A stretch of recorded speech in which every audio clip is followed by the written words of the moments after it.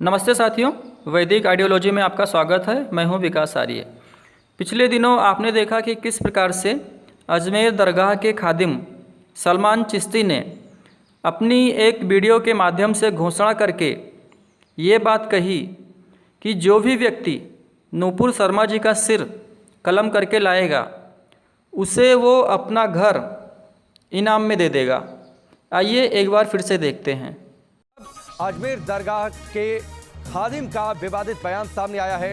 सलमान चिश्ती का नूपुर शर्मा पर विवादित बयान, जो नूपुर शर्मा का सिर लाएगा मैं उसे अपना घर दूंगा, ये बात कही है सलमान चिश्ती ने। बेहद ये विवादित बयान। इससे पहले नूपुर शर्मा की टिप्पणी के बाद माफी मांगने के बावजूद किस तरीके से देश में सिर तन से जुदा करने के नारे लगे थे, और अब इसी तरीके का विवादित बयान सलमान चिश्ती का।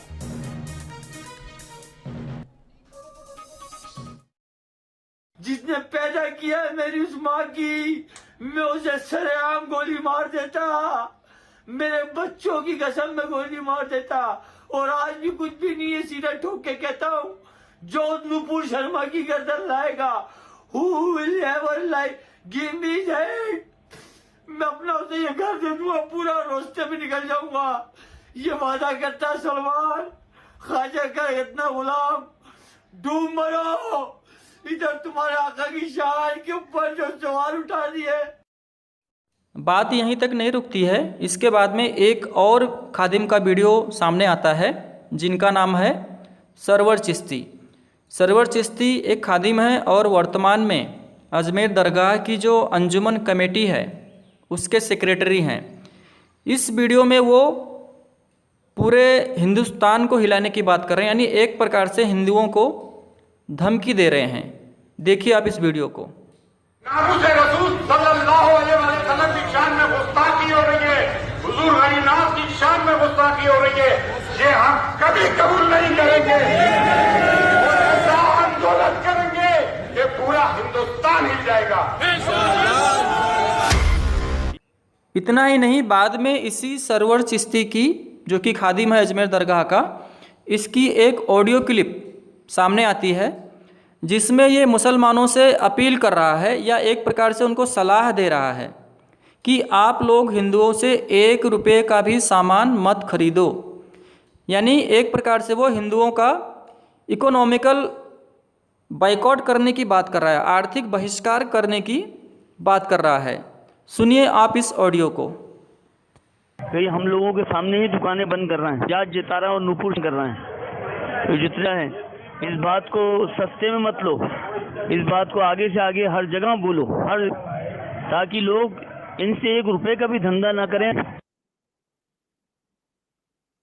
आप सोचिए, 1 रुपए के लिए भी मतलब पहले नरसंहार, और अब एक तरीके से आप इसको समझ लीजिए कि बहिष्कार, हिंदुओं का बहिष्कार।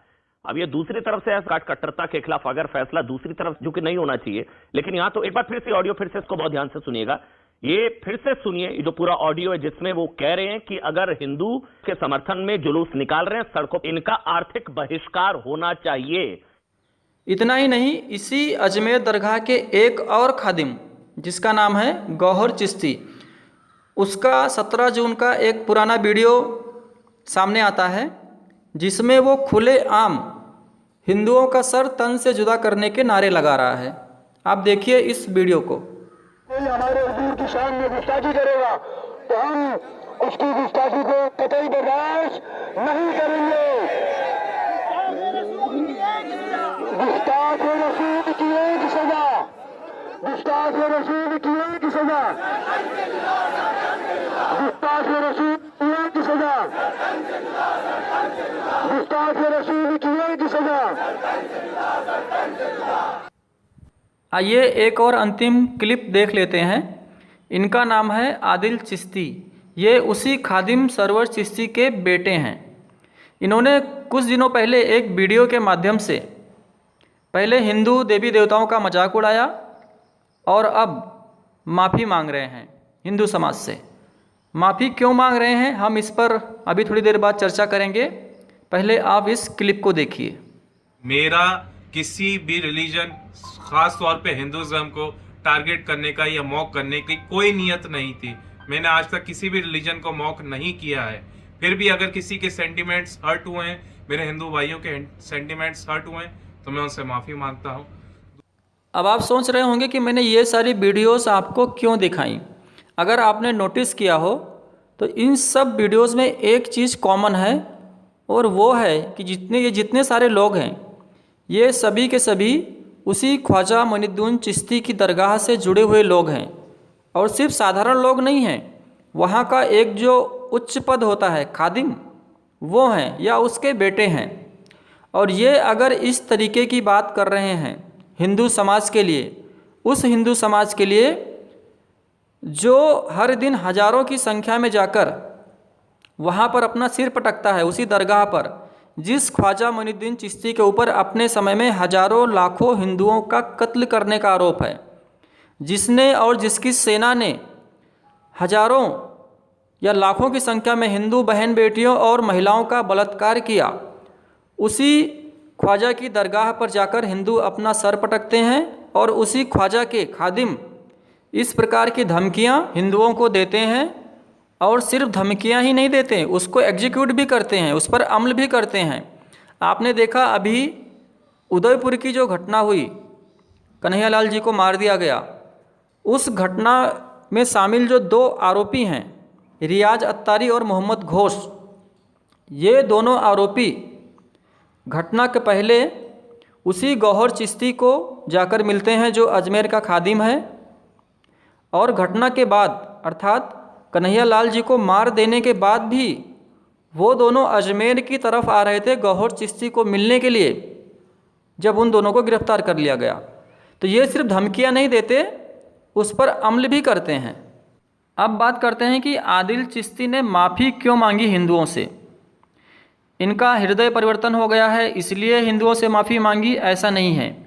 नफ़रत इनके दिलों में, इनके मन में हिंदुओं के लिए वैसी की वैसी है जैसे पहले थी। फिर माफ़ी क्यों मांगी? आपने देखा होगा पिछले कुछ दिनों से अजमेर और अजमेर की दरगाह पर जाने वाले जो श्रद्धालु हैं या पर्यटक हैं, उनकी संख्या में 90% से ज़्यादा गिरावट आ चुकी है। और आपको ये भी पता होगा कि जो श्रद्धालु पहले वहाँ जाते थे उसमें 40% संख्या हिंदुओं की होती थी। अब ये कमी आने के कारण इनकी जो कमाई है, जो हर दिन करोड़ों में होती थी इनकी दुकानों पर और इनकी दरगाह पर, वो लगभग बंद हो चुकी है। ये मूल कारण है इनका माफ़ी मांगने का और दबाव में आने का। और इसी दबाव में आकर अभी कुछ दिन पहले इन्होंने अजमेर में एक सर्वधर्म समभाव रैली करने की कोशिश की, जो हिंदू संगठनों के बहिष्कार के कारण फेल हो गई। ऐसा नहीं कि उस रैली में हिंदू शामिल नहीं हुए, कुछ हिंदू शामिल हुए, क्योंकि सेकुलर हिंदू नाम की भी कोई चीज़ होती है, तो वो तो सुधरने वाले नहीं हैं, वो शामिल हुए, लेकिन उनकी संख्या बहुत कम थी और ये रैली फेल हो गई। इस रैली का आयोजन किया था अजमेर पुलिस ने या अजमेर प्रशासन ने। अब यहाँ पर प्रश्न ये भी उठता है कि अजमेर प्रशासन को क्या इंटरेस्ट है सर्वधर्म समभाव रैली करने में। ये अजमेर प्रशासन उस समय कब कहाँ था जब हिंदुओं को खुलेआम धमकियाँ दी जा रही थी इन्हीं अजमेर के खादिमों के द्वारा। एक बार नहीं, कई बार दी गई, अलग अलग तारीखों पर दी गई। तब अजमेर प्रशासन को ये ध्यान में नहीं आया कि एक सर्वधर्म समभाव रैली करनी चाहिए। लेकिन जब हिंदुओं ने इनका पूरी तरीके से बहिष्कार कर दिया, इनके होटलों का, इनकी दुकानों का, इनकी दरगाहों का, तब अजमेर प्रशासन को ये ध्यान में आया कि हमें सर्वधर्म समभाव रैली करनी चाहिए ताकि पहले जैसी स्थिति फिर बहाल हो जाए। फिर हिंदू आकर इनकी दुकानों में सामान खरीदें, इनकी होटलों में रुकें और इनकी दरगाह पर आकर चढ़ावा चढ़ाएं और अपना सिर पटकें। अब बहुत सारे लोग ये भी कह रहे हैं कि अजमेर पुलिस ये सब इसलिए कर रही है क्योंकि नुकसान उसका भी बहुत हो रहा था। जो भी पैसा उसको इल्लीगल तरीके से होटलों से या अन्य जगहों से आता है वो बंद हो गया। अब इसमें कितनी सच्चाई है ये तो अजमेर के लोग ही बता सकते हैं। लेकिन वो सेकुलर हिंदू जो अब भी नहीं सुधर रहे हैं उनका क्या करना, जो अब भी इनकी दुकानों से सामान ले रहे हैं, इनकी दरगाहों पे जा रहे हैं या इनके साथ अन्य किसी भी तरीके का व्यवहार कर रहे हैं, उनका क्या करना? क्योंकि दरगाह सिर्फ अजमेर में ऐसा नहीं है, पूरे देश में हज़ारों की संख्या में दरगाहें बनी हुई हैं जहाँ पर हर दिन लाखों की संख्या में हिंदू जाते हैं और करोड़ों करोड़ों का चढ़ावा चढ़ाते हैं, जिसका इस्तेमाल बाद में हमारे ही खिलाफ होता है। तो इसमें तो मुझे एक ही रास्ता दिखता है कि अब मुसलमानों का बहिष्कार करने के साथ साथ उन सेकुलर हिंदुओं का भी बहिष्कार करना पड़ेगा जो किसी भी प्रकार से इनका साथ दे रहे हैं, चाहे उनका सामान खरीद कर, चाहे उनको किसी प्रकार का रोज़गार देकर, चाहे इनकी दरगाहों पर मज़ारों पर अपना सर पटक कर और उनको चढ़ावा देकर, या सर्वधर्म समभाव जैसी इनकी जो छद्म रैलियां हैं हिंदुओं को मूर्ख बनाने की, उनमें शामिल होकर।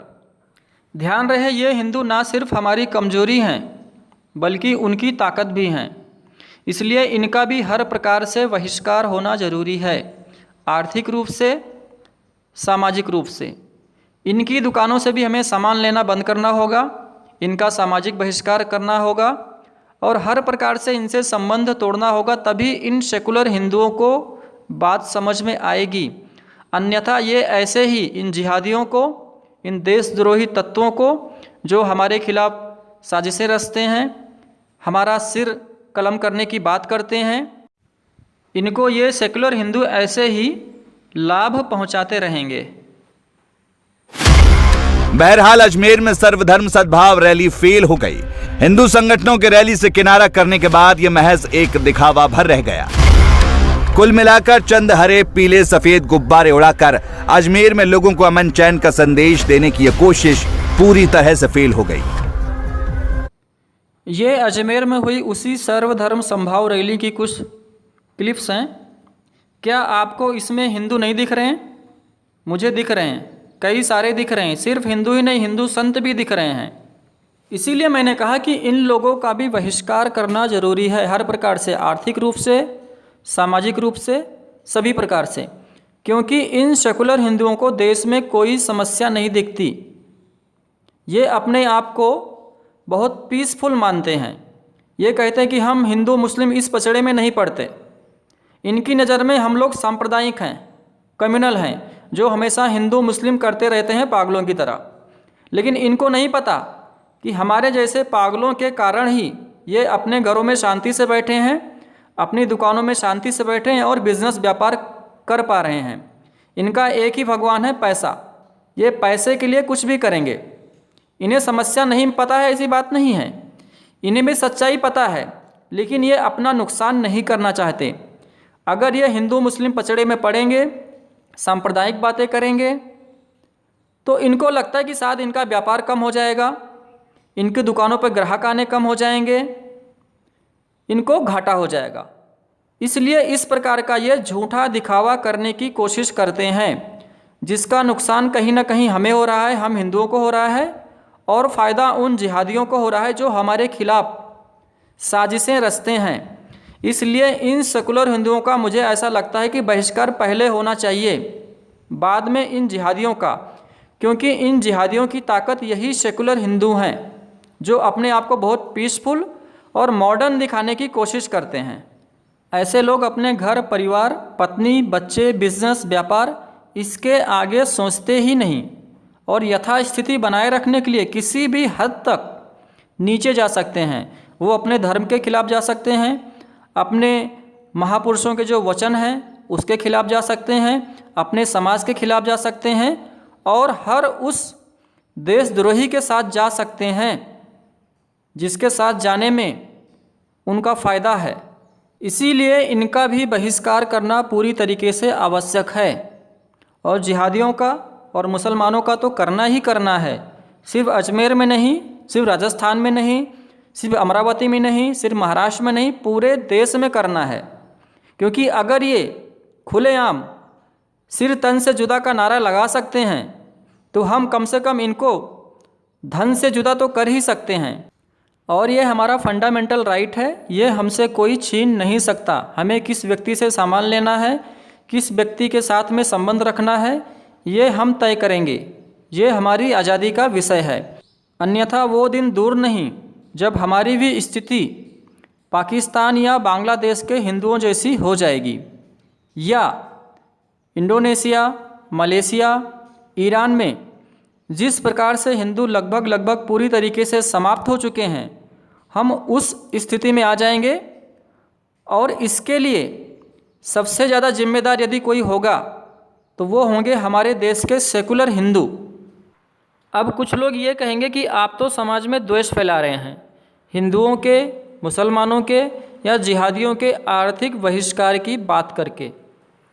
तो मैं उन लोगों से कहना चाहता हूँ कि यदि आज हमने ये नहीं किया, आर्थिक बहिष्कार नहीं किया, इनको धन से जुदा नहीं किया, तो आने वाले समय में वो स्थिति हो जाएगी कि ये अधिकार भी हमारा हमसे छीन लिया जाएगा, जो कि सबसे पीसफुल तरीका है विरोध करने का या अपनी बातों को मनवाने का या इन जिहादियों को जो हमारे विरुद्ध साजिशें रचते हैं उनको रोकने का। तो साथियों, आज के वीडियो में बस इतना ही। वीडियो यदि आपको जानकारी से भरपूर लगा हो तो इसे लाइक करें, कमेंट करें और दूसरों के साथ शेयर ज़रूर करें। मिलते हैं नेक्स्ट वीडियो में, तब तक के लिए ओम नमस्ते।